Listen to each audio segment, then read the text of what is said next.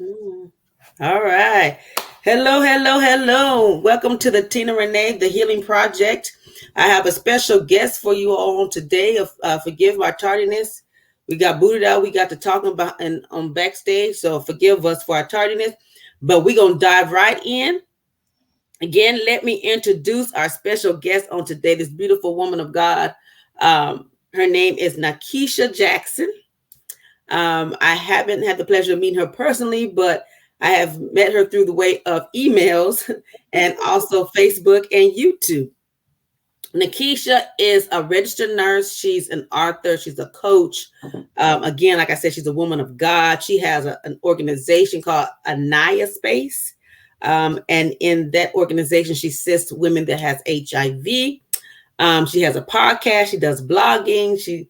Like I said, YouTube. This woman has many hats that she wears, and we're not going to hold any further. We're going to allow Nakesia to come on and share her story. Welcome, Nakesia, to the Healing Project. How are you this morning? I'm doing great. Thank you so much for having me. And yeah, like you said, we met by way of like Facebook and email. So it's such a pleasure just to see your face Yes. this morning. And welcome all the viewers. So I'm going to say, if you're watching this, share it and let other people know that we're live. I Yes. would love to share some of my story with you all in hopes that it will help you. So I'm Nakesia Jackson. So, like she told you a little of my story. So, I want to take you back over 10 years ago. And I remember I was first year college student. I was going to Tuskegee University. It's my first year. I'm excited. You know, you're leaving your mom's house. You're like, I'm 18. I'm like Yes. leaving my mom's house, and I think I'm just like really excited. Just excited to be you on your own now and things like that. And I go to Tuskegee, and that's the time, you like boys, and so I'm like, Right. I don't, ain't no boundaries. You don't gotta, you don't have to sneak around and things like that. And Right. so I go to Tuskegee. I meet a man that's actually still in Atlanta. And Mm-mm. so it's like I'm going to Atlanta. So when I come home, I'm seeing him because you still feel, even when you come home and visit, you still feel like I'm grown, right? Even though now Right. at this age, 18 is not grown, okay? In my opinion. That's and so I, I meet a man, and he is a man, okay, like in age, he's way older than me. And Okay. that's a thing that happens sometimes when you're 18, you meet somebody at 24, 25, you think like, oh, it's because I'm mature, because that's what they tell you. Oh, you're so mature. Oh, you're so Right. this. And I ain't never mature. It was nothing mature about my 18-year-old self. So I get caught up with this man. And then we start to engage in different things. And I go back to Tuskegee after break, Mm-hmm. after Christmas break, and he starts acting very strange, very weird, and then I get sick. And I'm like, Oh. okay, maybe I got the flu or something like that. But I was really sick, and no one else was getting sick though. But it's college, Mm. stuff goes around. And I remember I was out of school for about a week. And then I'm sorry, it's like an echo or something. Sorry. And Okay. so I'm out of school. I was out of school for about a week, and then time goes on. I think everything is well. Me and this guy stopped talking because he's just absolutely started acting strange. And Okay. so some months pass. So it's like middle of the year, and I say, okay, I'm done. Like I'm going to focus on myself. I'm not going to Right. do it about boys because it's like Right. that really hurt my feelings and things like that. And I'm like, I'm just going to try to focus on school. What do I want to do? Like I'm Right. in my second semester, and I go to the health department. So Okay. I went to the health department, and they test you for everything. I was going there for something totally different. You got to read the book to Mm-hmm. know more about that. And Right. I went there, and we test you for everything, and they're asking me all these questions, and I'm like, I would never do this. I don't know what you're talking about. And I'm like, Right. yeah, I'm ready to change my life. I'm being more consciously aware about these things. And Okay. so 2 weeks later, I get a phone call from a man, and he's like, you need to come in. We got to tell you something. So I'm like, I got to test for everything. I have no idea what this man wants to tell me. Right. And Right. I get there, I'm nervous. I'm like, I don't know what's going on. And he sits me down, and he doesn't look Mm-hmm. like he works there. We talking about a man in a three-piece suit, bald head, Oh, doesn't wow. look like a doctor. I'm like, who is this man and what's he Right. want? You don't look like a doctor. You don't look like none of the nurses. It's no way you work here. And we sit Right. in the cold room, and he's just talking and talking. He sounded like Charlie Brown, like wah wah wah wah wah. I'm like, No. what are you talking about? Because Hmm. I'm just so anxious. Like, get to the point. And in the beginning, he just kept telling me this result is negative, this result is negative, and that's a good thing. It's all negative. Like, why am I here? Right. And he pauses and he says, your HIV results are positive. Mm. And honestly, it just felt like the room stopped. Everything stopped. Everything started spinning. He still sounded like Charlie Brown again. Like that's the only thing I heard. That's he Yeah. sounded like it again, and he's just talking and talking and talking and talking, and I'm crying, like literally tears rolling down, having Mm. all kind of thoughts. And in the middle of him talking, I just stood up and I walked out because I'm Oh, like, what else wow. is there to say? Because at this time, all I knew about HIV was one to get tested, two that you don't live long. That's all I knew. Mm. That's all I Yeah. knew back then. That's all I had. Yeah. And So when you got those results, and I know your emotions are all over the place now. mhm. So how long did it take you to like gather your thoughts, or did you ever gather your thoughts after hearing those results? So after I walked out, he had to let me go home. He couldn't talk to Mm. me after that. Okay. Um, I went home and I was going to school in Alabama, and they was like, "We're gonna test you again because maybe it's wrong." Nope. At this point, they had did both tests.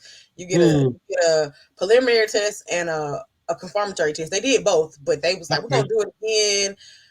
So I think I had to go back and see him about 3 times to Mm. fully gather myself and do all the paperwork he needed done, and Okay. also to find out what do I do next.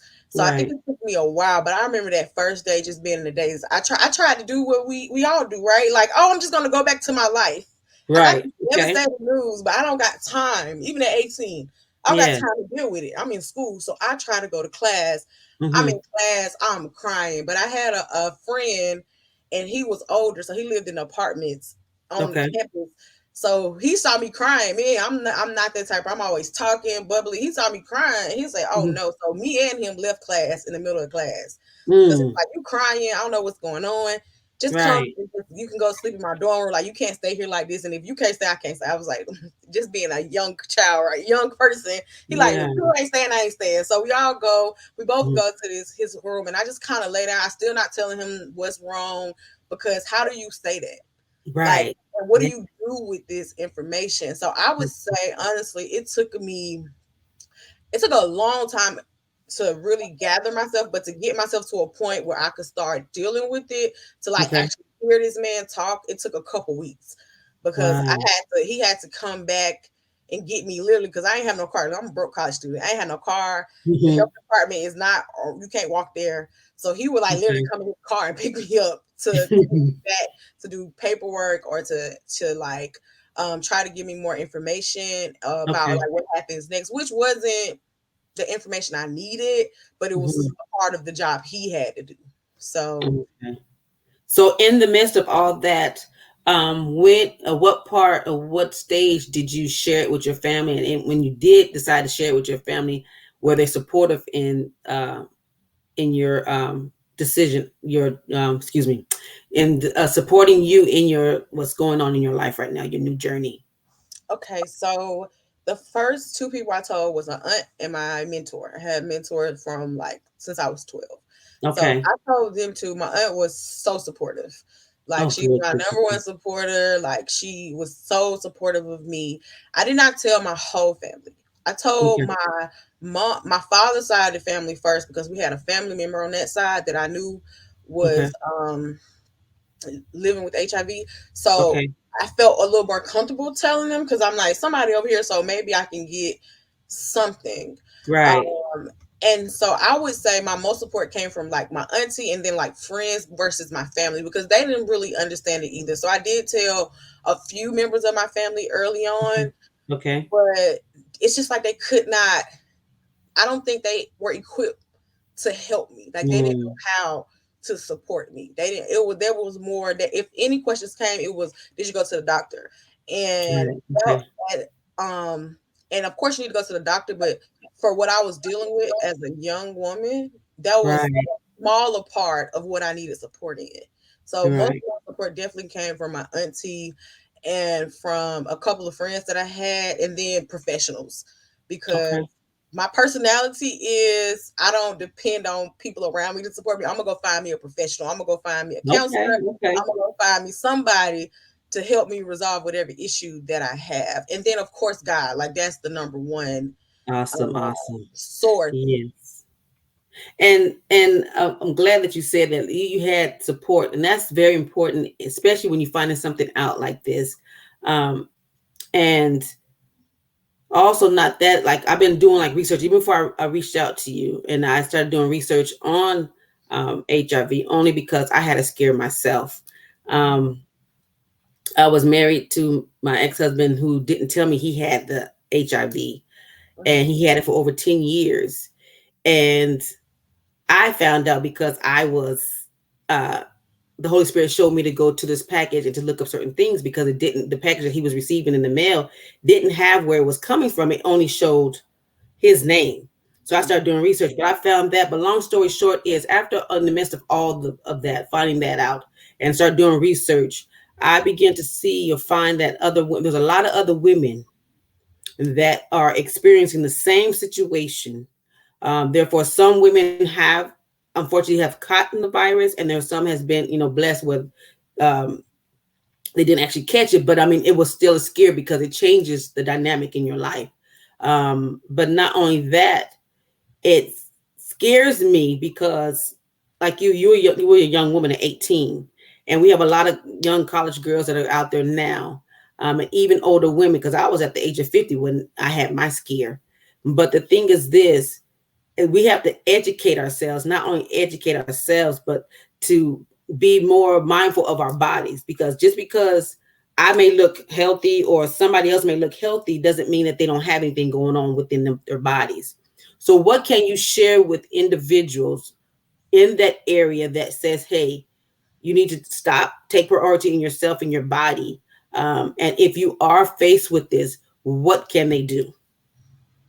Yeah, so I will first say, I think you said it well. Like you do have to take care of your body. Like you have to, like you got to get past all the oh you're so pretty. Oh you, I when they say words that I don't agree with. So like oh I'm clean. Like what is like just because you have HIV doesn't mean you're dirty. So let's talk about language too, Mhm. right? Come Because on, they say yes, things come on, like this and it's not, it's not even close to being accurate. So you have to go get tested, right? You have to yes. protect yourself. Like condoms still work. I have to tell people this: condoms still work. They still work. Mm-hmm. And then you also have to be adamant that that your partners are getting tested, because Right, you haven't just because your test is fine, it doesn't necessarily mean that their test is fine. Because right, you don't, just because you get exposed to an STD doesn't mean that you will acquire it every time. It doesn't mean that. So yes, you have to make sure that you are being responsible for yourself, because it takes two to tango, right? So absolutely. sometimes we can get caught up on well I was, with this person we're gonna say like well, this person gave me this, but it's like have you are like sometimes that does happen. People just do it, but also did you take accountability for the role that you played? Did you Right. have you been getting tested? Did you require this? Like were you just in the heat of the moment? Because it happens. It's this Mm-hmm. stuff is not separating. Just it's like there are some people that are in the situation which you described where they just not telling people, right? But there Right. are times where people don't know because nobody's getting tested, or people are afraid to Absolutely. get tested. Like I've ran into so many people who have said, not so many people, a few people who have said, well, I just thought I had HIV anyway, so I'm not gonna get tested. That's not true. Just Mm, because you have sex, even if you have sex a lot, that doesn't mean because you had a lot of sex, you got you have HIV, the disease. Right. right? Somebody Absolutely. has to have HIV, right? And then there's a whole thing about it being untreated for it Mm-hmm. to be Mm-hmm. able to be transmitted. So there's a whole lot of factors that play Right. into HIV transmission. So it's important that you take care of yourself, that you take care of your body, and it does go beyond getting tested. It goes into what you're eating, exercise. Like you have to take care of your body, and then also you have to deal Yes. with your With your mental. emotional Come on. well-being, your self-esteem, Yes. and your mental well-being.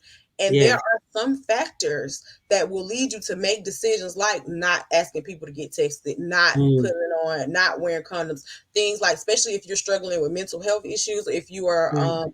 if you are using drugs, are you drinking, all that stuff Mhm. alters. You may feel like, oh, I have heard people say like, oh, when I'm drinking, like I'm fine, but it alters your brain You're chemistry. thinking, absolutely. So Come it on, yes. affects your decision making. So you Yeah, make decisions that you wouldn't normally make if you weren't absolutely. having a drink or two. You're more relaxed. You're like, oh, we can just, do this. So Right. very important that we take accountability and then we work on ourselves. Like we work Hmm. on getting ourselves to a place so we don't feel pressure. Because I remember being with that person, and I Okay. remember him taking the condom off and me not saying anything because I'm thinking Mm. that means you love me. You Right. don't care if I get pregnant. I'm not thinking about STDs. I'm not thinking about HIV. I'm thinking Right. about if I get pregnant or not. Like that's all I'm thinking about. And so that doesn't, and but I'm in the heat of the moment while it's happening, so I don't have the strength to even tell him not to do that at that Right. time. And no, I am 18. He is 26. This is a Yeah. grown man. So So he knew right off the back, and that's the thing. We have to be mindful when people, and something I want to express is this: just because you are in a relationship or marriage, or before you even get married, and before you even intimate with somebody, just don't take the word of that person saying, "Oh, I'm clean." No, both of y'all go get tested at the same time, and sometimes because I've heard stories where one lady went with her husband. They went and got tested, and he told her, "Oh, I have, I'm clean, I'm clean." But she said, "No, before we get intimate, we're going to get tested." So before they got married, what happened was they went to the health department, and at the health department, he went in one room, she was in another room, and so she got, they did their test and they gave their results. So she was in the clear, but he was tested positive, but he did not disclose to her that he had tested positive. So they was intimate. So she didn't find out until after the fact that she was sick. So it goes, don't even believe what they say, don't even believe papers, because people can produce papers off the computers. So y'all have to, I encourage y'all to go together as a whole and y'all get the results together, because I mean it'll cut on a lot of scares that a lot of us women are experiencing right now in these times. yeah, and then also um routine testing too, right? Yeah. So you test it, and then it's like, and y'all know the culture we live in, right? Monogamous to, you may say I'm monogamous, it doesn't mean the other person is. Absolutely. And it's just Absolutely. the truth of the fact of the matter. Just because you're monogamous does not mean the other person is not monogamous, right? And Right. then for some of you who may know that you're not monogamous, like Hmm. people know, like you have to do routine testing. You get tested for HIV every 3 to 6 months. Yes. Routine testing is very important every 3 to 6 months. I know people married who still go get tested. I'm married, I No go get good. tested. No You have good. to Good. go Good. get, Good. you still have to get tested. And then HIV is not the only STD out there. Like I just said, I still go get tested. There are way more STDs than HIV out there. Yes. Um, so you have to get tested. You have to get tested. And then I wanted to talk about you asked me about someone who may get this diagnosis Uh-huh. question.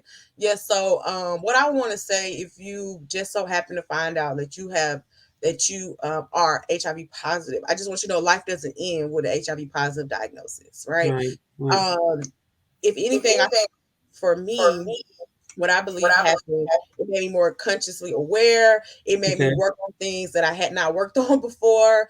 And Okay. then it taught me, it just opened up doors and opportunities for me to heal in ways that I was not healed in. And so how I Okay. got to this place. And then it also strengthened my relationship, like with God, it strengthened my Mm. relationship with people, and it opened up doors of compassion for me. Mm-hmm.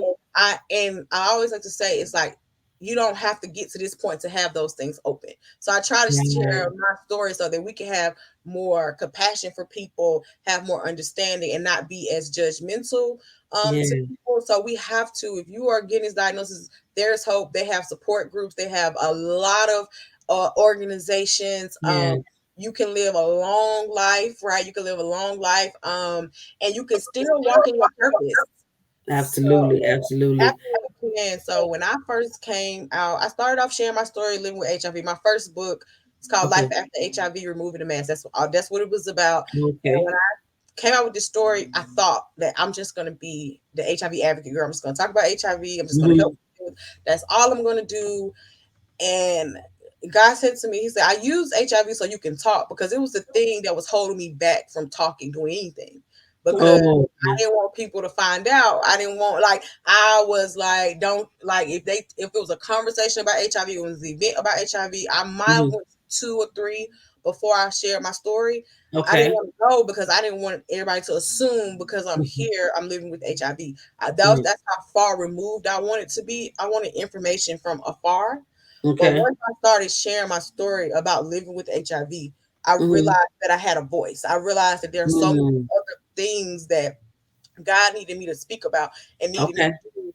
And it's to the point now that until I get on platforms like this, a lot of people, they don't even know. That's like, oh, you're living with HIV. They just think like, oh, I'm an HIV advocate, but I also do these other things. Like they don't even associate that the story back together sometimes, unless they knew from when I was only doing that. So Right. sometimes I've been in situations where we're not talking about HIV. I start talking about my organization, and we'll have a Okay. conversation, and then it does. I'm like, oh, you're also living with HIV. It's like, and I just feel like that's a testament for Hmm. testament from God, for Him to be like, you have this diagnosis, but I'm going to use it to work together for your good, because you're called Okay. according to purpose and Okay. you love God. That's Yes. that's Yes. what it is. So even when Yes. things happen in our life, because HIV may not be your story, but when things happen in our lives, God can use all things to work together Yes. for our This good. was good. That's right. That's It's right. called according to purpose. So don't think the HIV diagnosis is going to now your purpose is knocked out. Now Yeah. you Yeah. can't do Yeah. this, now you can't do that.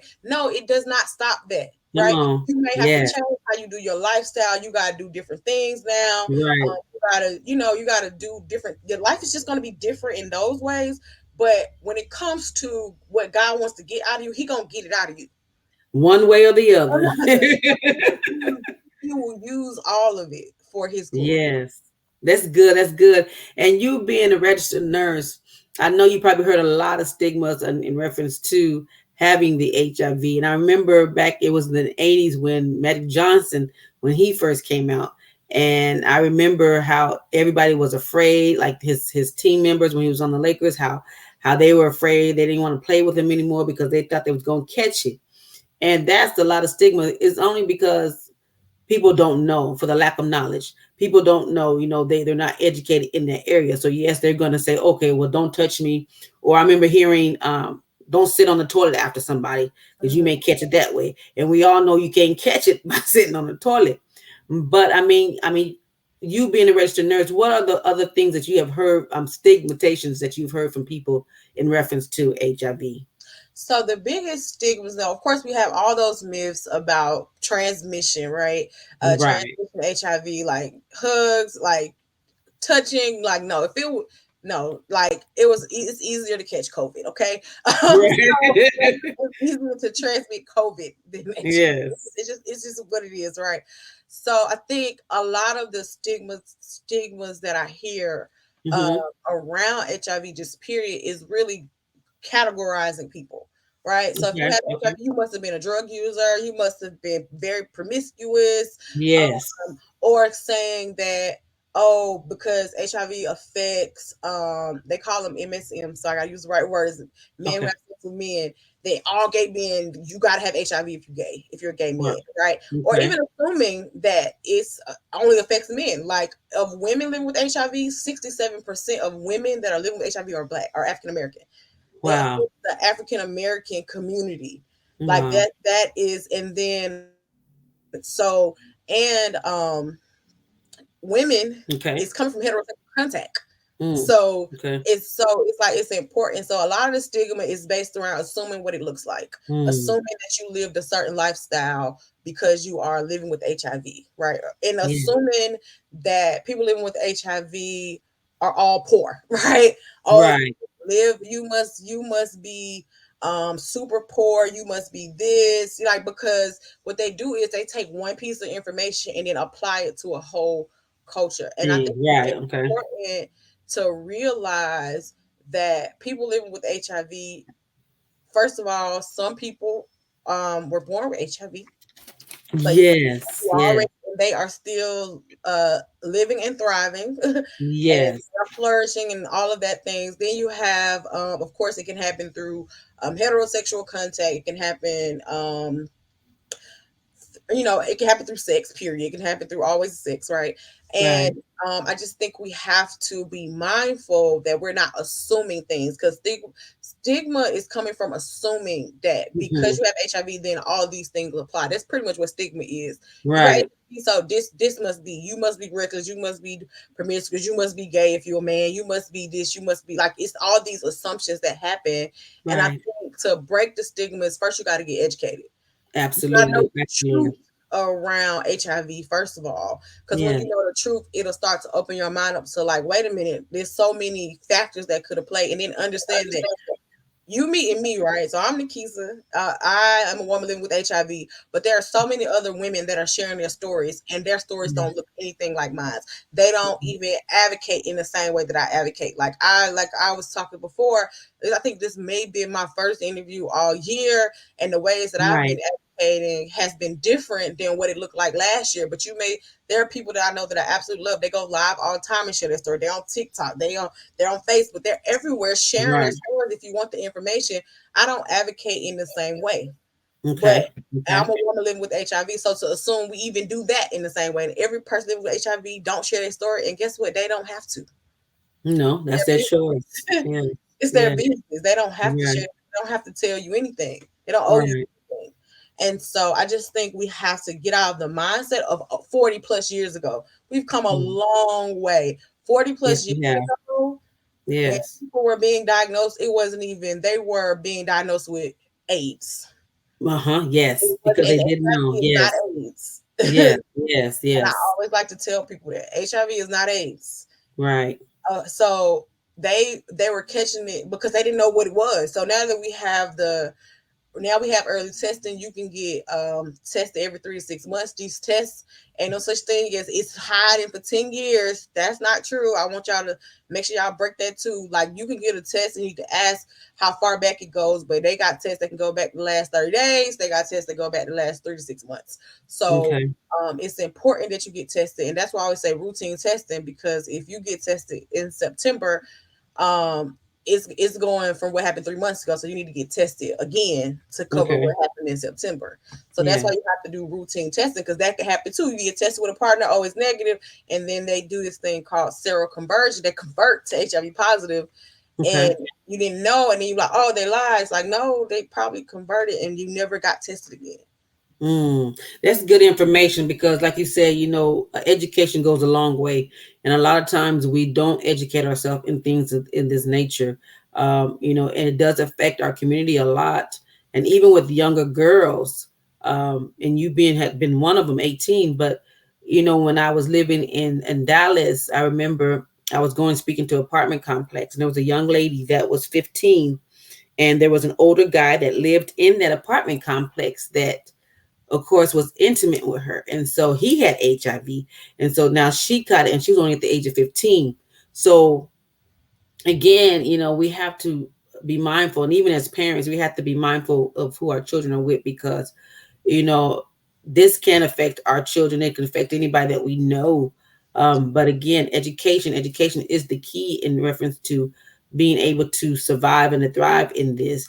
And like Nakesia said, just because you are diagnosed with the HIV virus does not mean that you cannot live a productive life.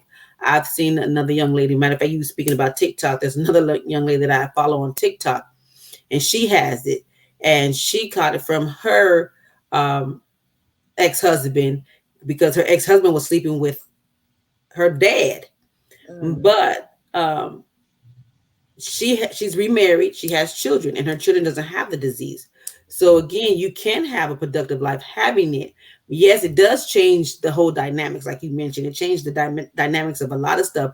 It makes you reevaluate a lot of things in your life. It makes you change some things that you would normally have changed if you were, didn't have the HIV virus. But again, it does not stop your life. And like you said, with purpose, if God has purpose in you, he's still going to get that purpose. I mean, and you can use that as a platform to help other people, to educate other people, in that situation, because a lot of times when people receive that information or that positive, your whole world just like drops. And I remember myself when I had my scare, and I was like, oh my God, everything just started flashing in front of me. My whole life started flashing. I'm like, oh my God, this, and it is scary because you don't know, you don't, and especially if you're waiting. Because when I found out that my husband had it, I found out on a Friday, and it was actually on my mother's birthday. I found out on a Friday, and so I had to wait that whole weekend before I can go get a test. So again, all that stuff started going through my head. Things started going through my head, and I thank God that He had me in a place where He brought me back, because when people do hear things like this, it can make them do any kind of thing, because now that some of them think, oh, my life is over. What can I do? There's nothing I can do. And they go and do something detrimental, or they going around now. Okay, if I got it, I'm going around sleeping with everybody else, because now I got it. I don't know where I got it from, so I'm going to affect everybody I come in contact with.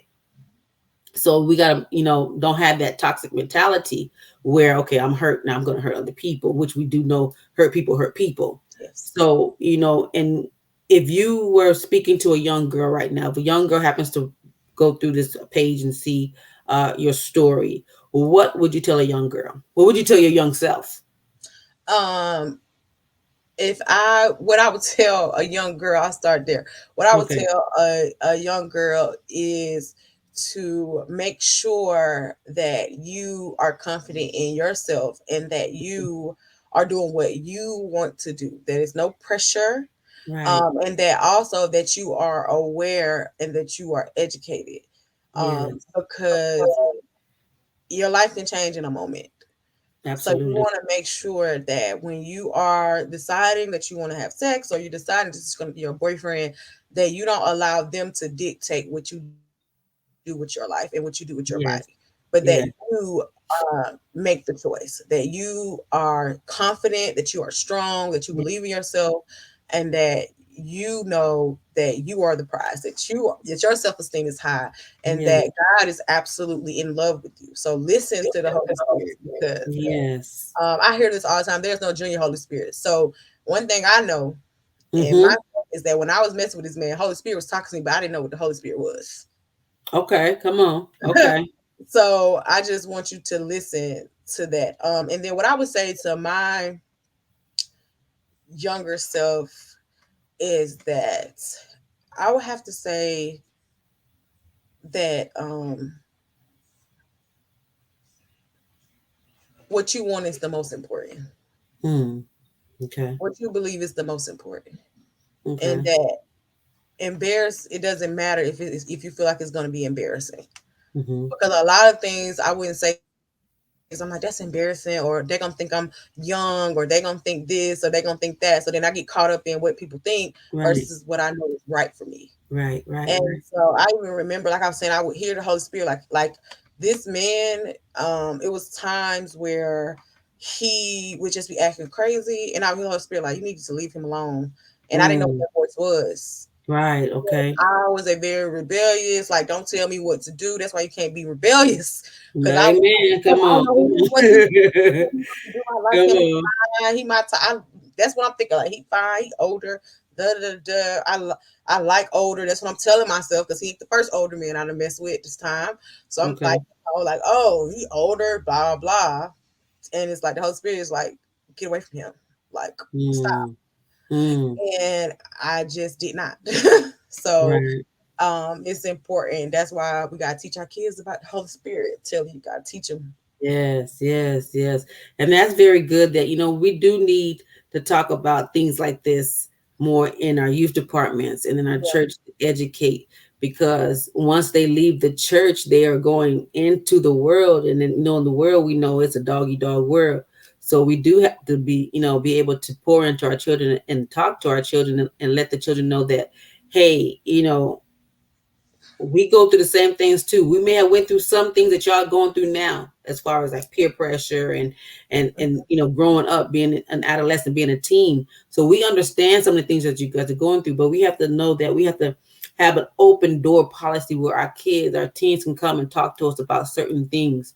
Because again, we don't know what our kids are going through at home, and if they can find somebody that they trust in the church, or wherever they are, and they find that adult that they can trust and open up to, that's good. Because oftentimes our kids are suffering in silence, and with low self-esteem, we go out and we tend to do things that we normally wouldn't do because we're seeking love in all the wrong places.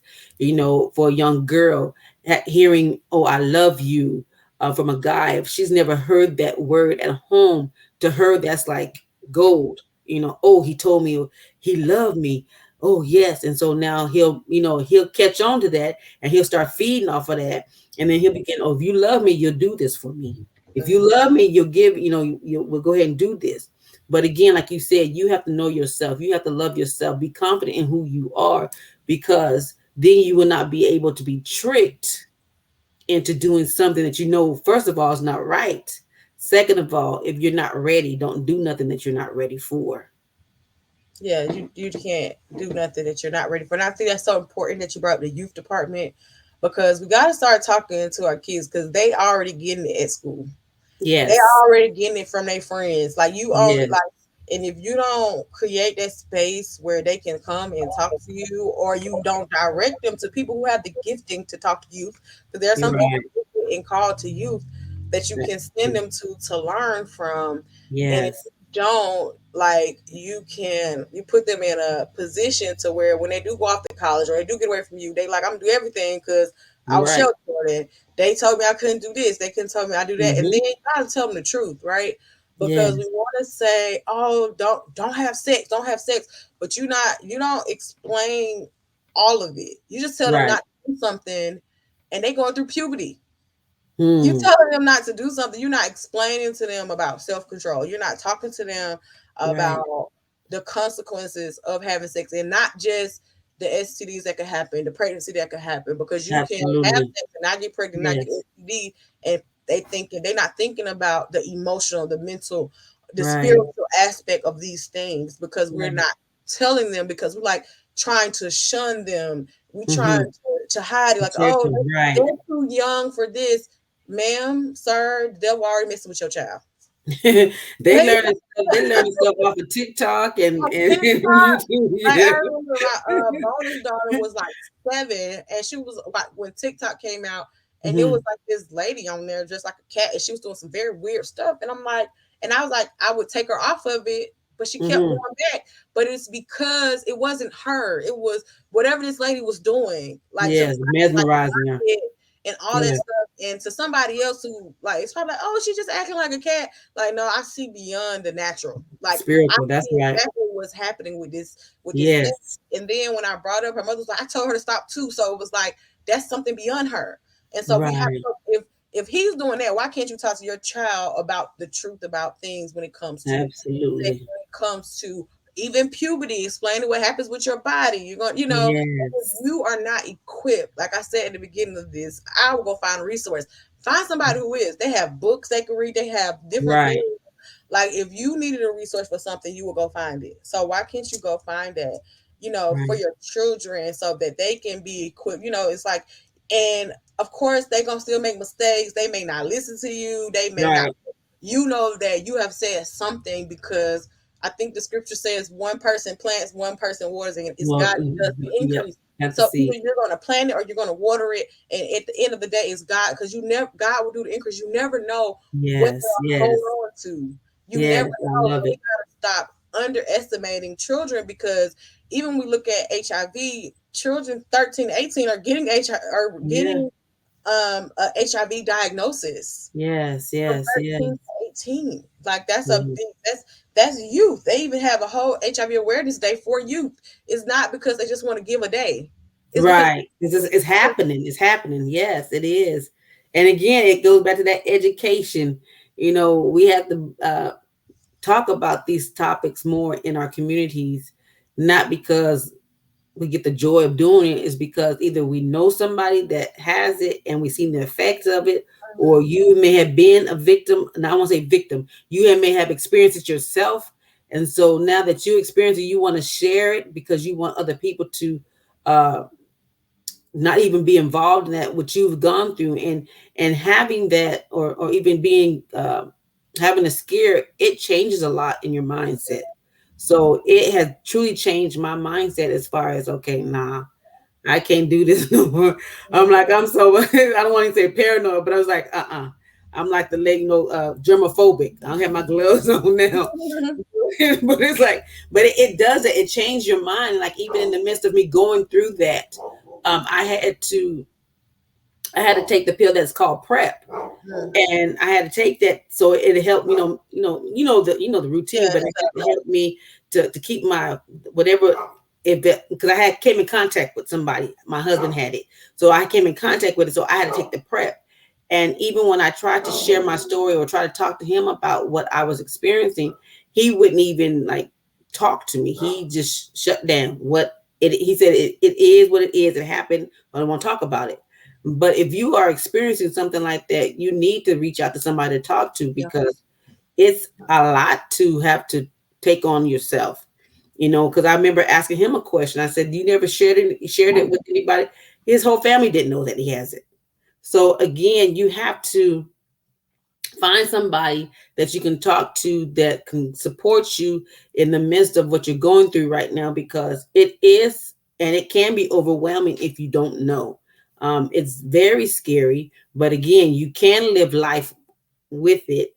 um, and it's good to educate, educate, educate.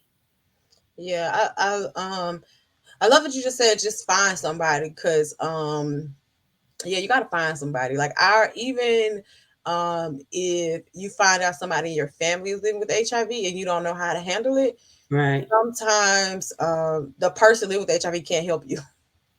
And I know Yeah. that sounds crazy, but it's true. I remember when I shared my story in 2017 is when I first shared my story. Mm-hmm. And at the time, everybody in my family did not know. Um, Okay. and it was because I knew I needed to share my story. God had been talking to me about it since January. And Okay. I tried to tell certain people in my family, and I got to some of them, but I couldn't get to everybody because I didn't want to sit around and say, "Hey, everybody," so everybody could overwhelm me with questions. Yes. So I told some people. Then I did a YouTube video because, of course, I'm not thinking God gonna blow it up. I'm thinking 12 people gonna watch it.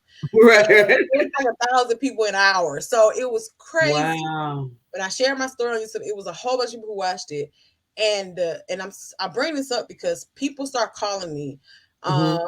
and it was a couple people in particular that called, and I couldn't support. I didn't know how to help them because I had at this point had been living with HIV for a long time.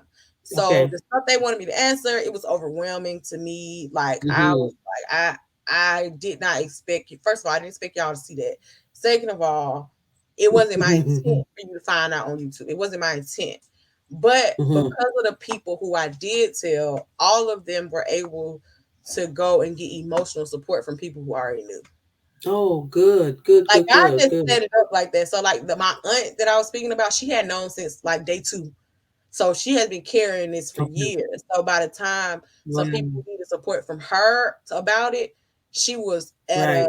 a decent place. I'm not gonna speak for her and say she was at the best place, but she was at a good enough space to be able to Okay. support them emotionally a little bit before they could then Right. come back to me and ask me questions and talk to me, because I could not handle the emotional weight of them Yeah. finding out that they're, Yes, it's a lot.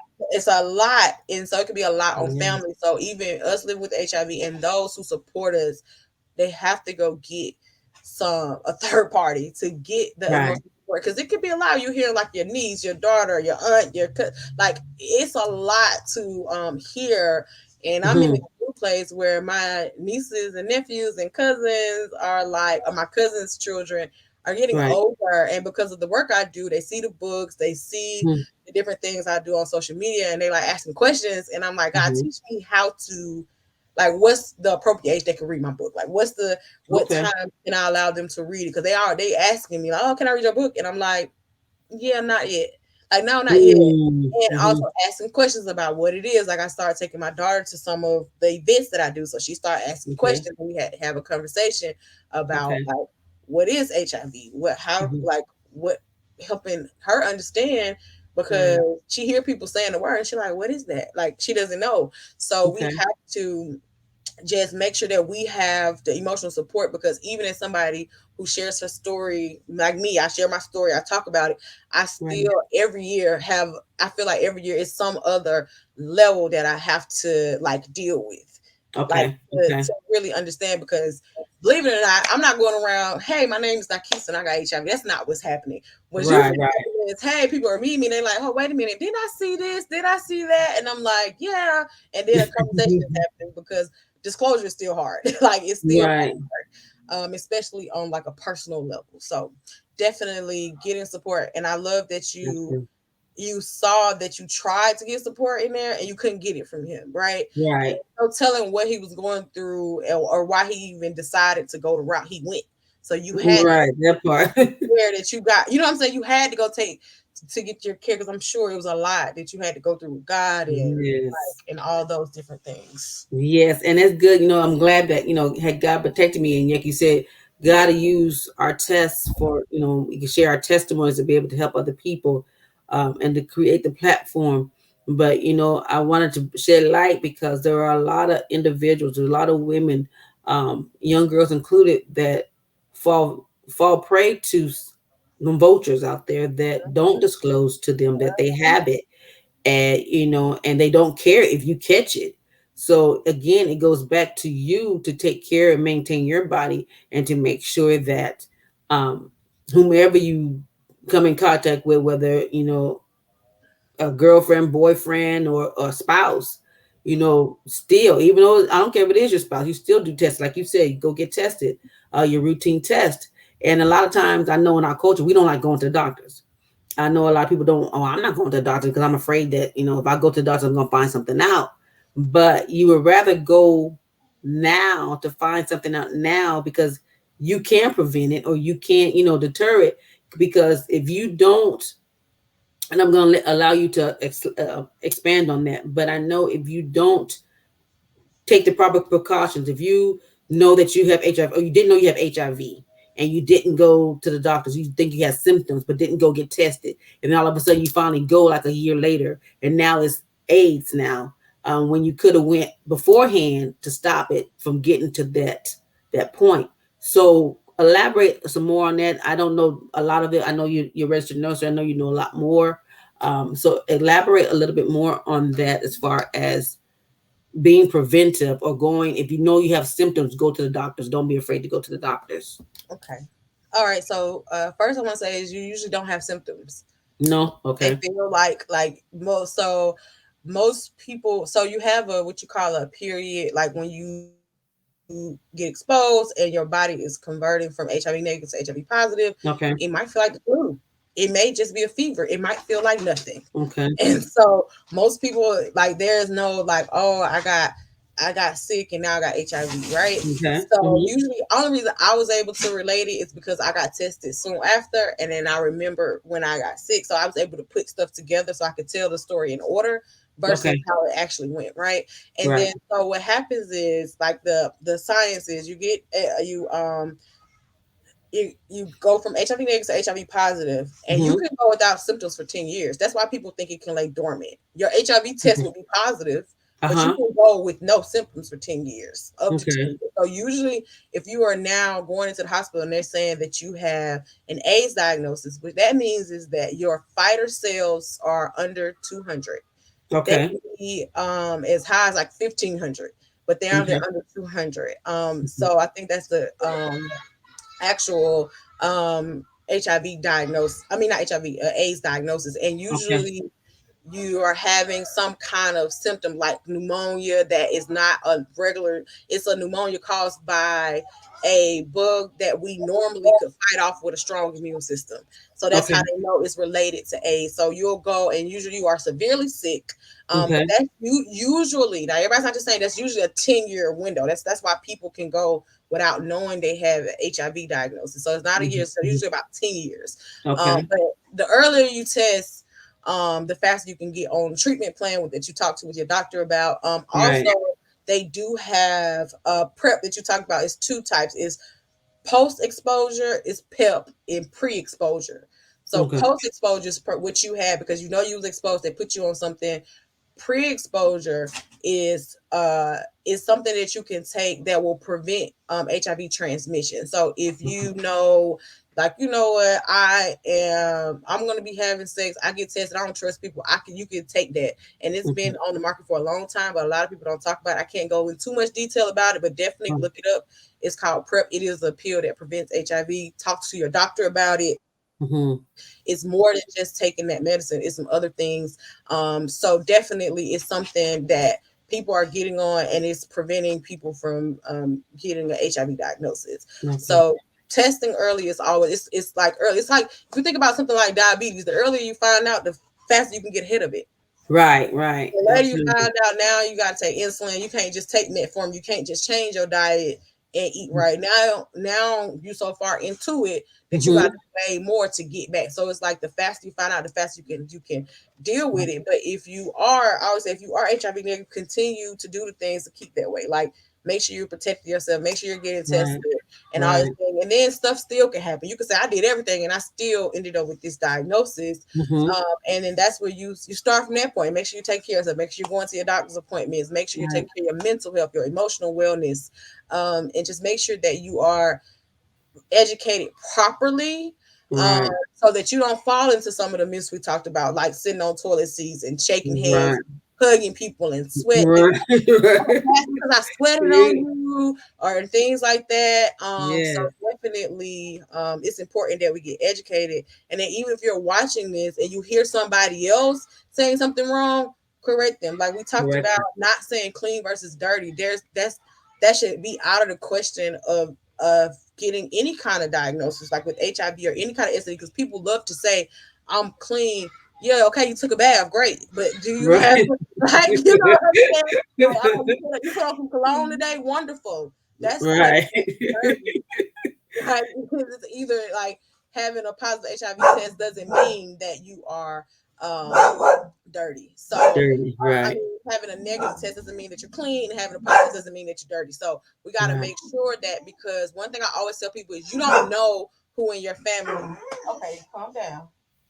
You don't know people around you could be living with HIV. Right. You don't know what your words are doing to them. So you Hmm. might have a best friend that wouldn't tell you nothing, because they see how you talk about people, they see how you deal with HIV, Right.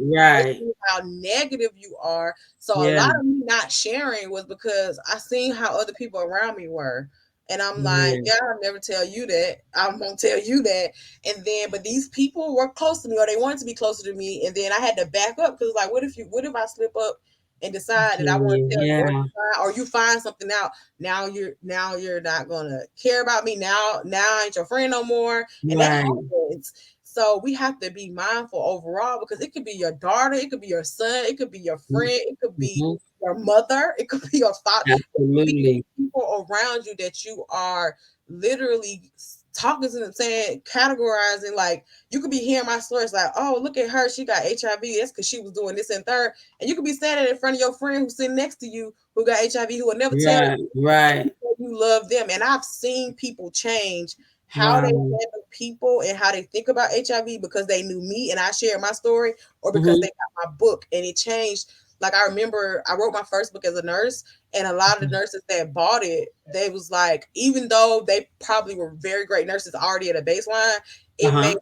them have more compassion, um, Okay.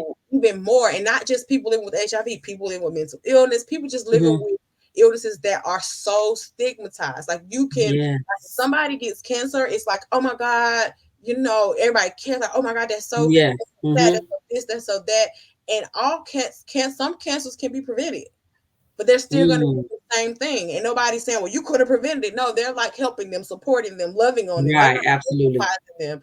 But as soon as you see somebody living with HIV, majority of our world is a stigmatization. Oh, you shouldn't have been having sex. Like, some of these people were married. They did what y'all say the Bible say you're supposed to do. Right. And I know Right. what the Bible say, but some people did, and they found out that way. Some people were born Yeah. with HIV. So what do you say about that? It wasn't even they could have never had sex, or they could have, Yeah. they weren't born living with HIV. So because so for some reason people think this don't happen no more. Now we have treatment. It shouldn't be happening, but it's happening.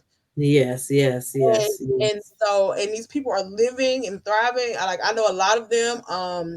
They do amazing work in our community. Some of them never share, some of them do share. Um, Okay.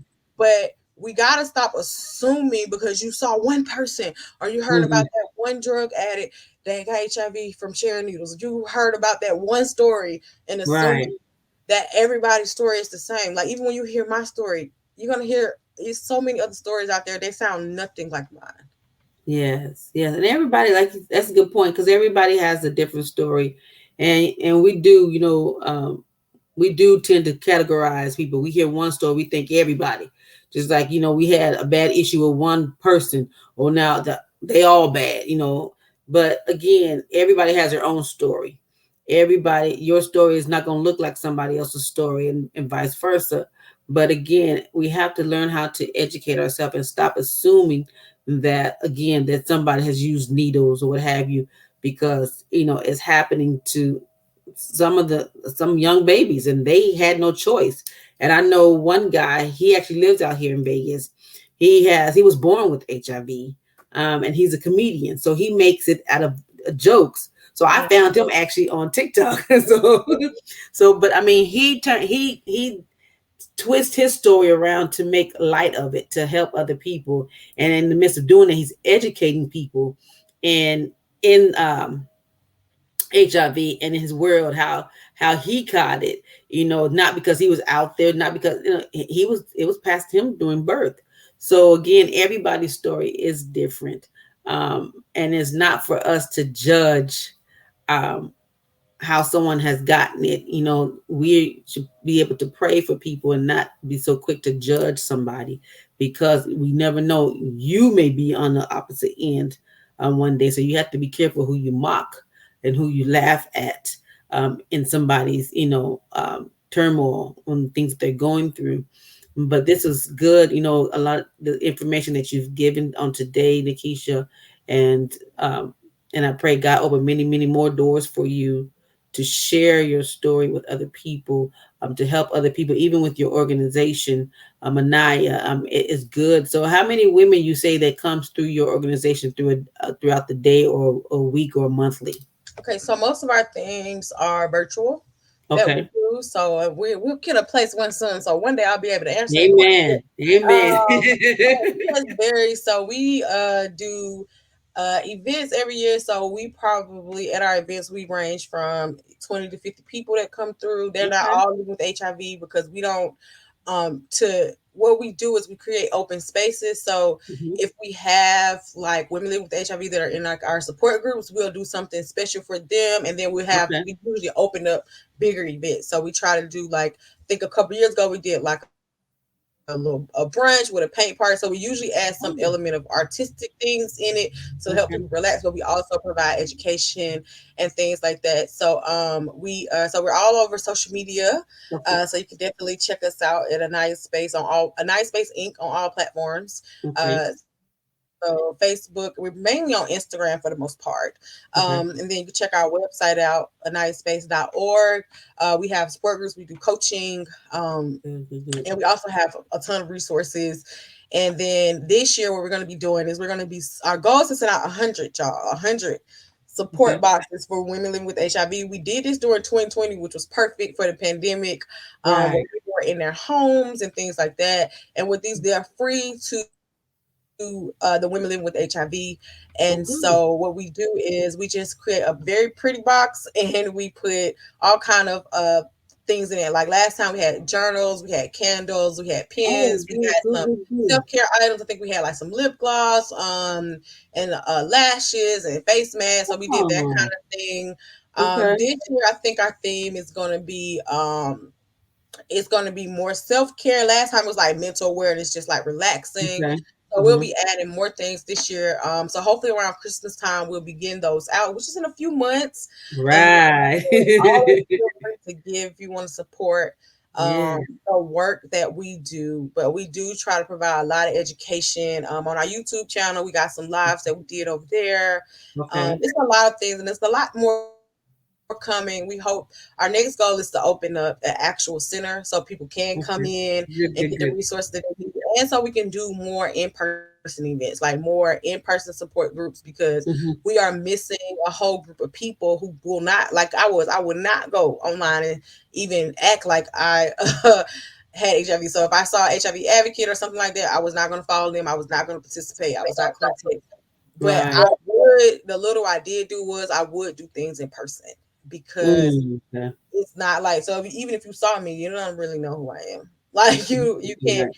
you're not like, but on social media, if you see me, that's just the mindset I had, right? And so I have to Hmm. be mindful that there are people still that won't share their status publicly. They may share with their partners, their family may know, but they're not going to Hmm. come on social media and do what I did. And I also don't believe they have to. It's their business. They don't have to do that.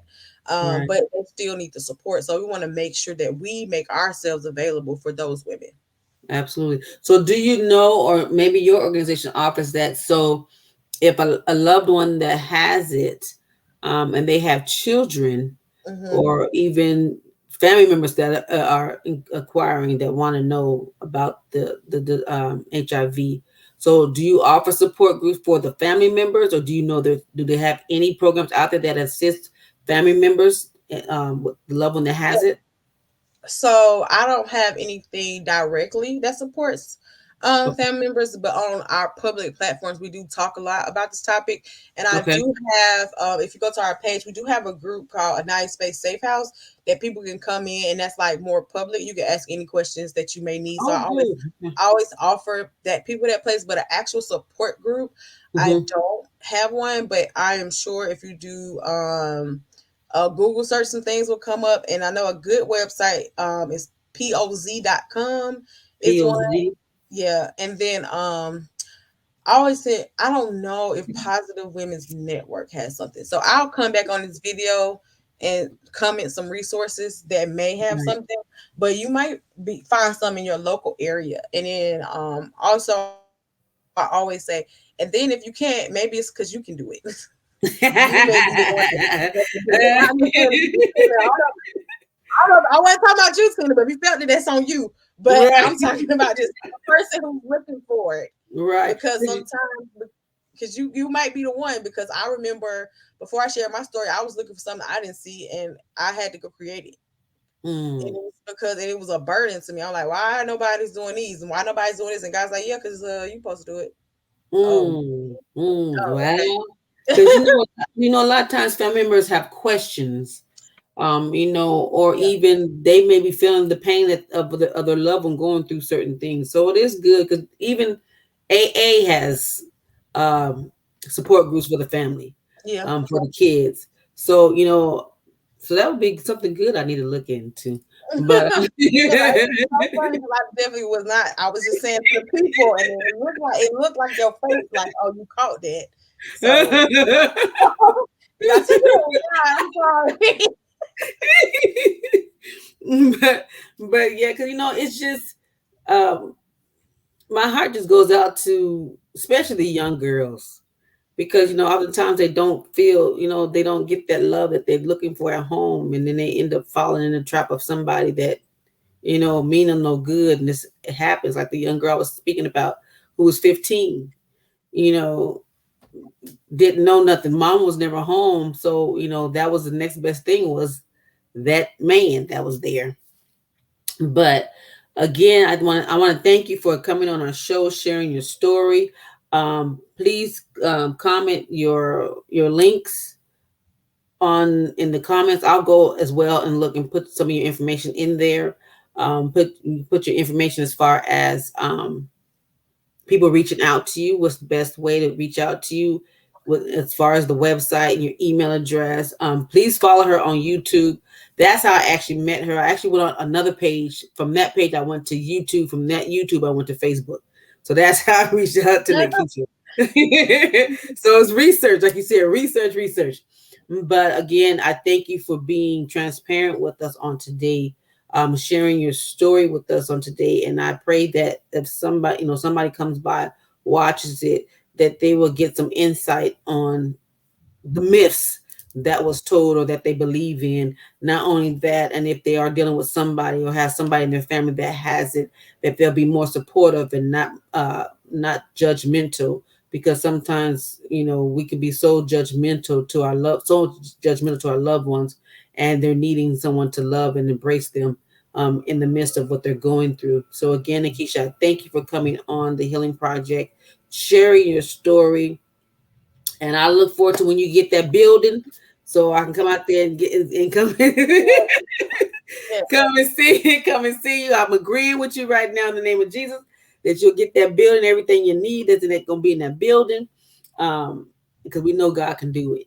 So, thank you again. You continue on your journey, your advocacy of being that philanthropist that God has called you to be for people who does not have a voice or feel as if they don't have a voice, or people who are afraid to speak out, and you are that bold mouthpiece that you are able to speak up and speak out and talk about what it is um, you've gone through and how you came out, how God brought you out, and how you are thriving in this now, how He is moving and shaking for you in in your life right now, how He's doing some great things for you.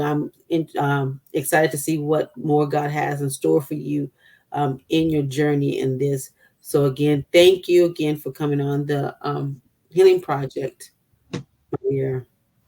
You're welcome. This was great. Thank you for having me, and I'll make sure I get that stuff in the chat. Yes, ma'am. Thank you, thank you, thank you. And you be blessed on today, my dear. Bye bye.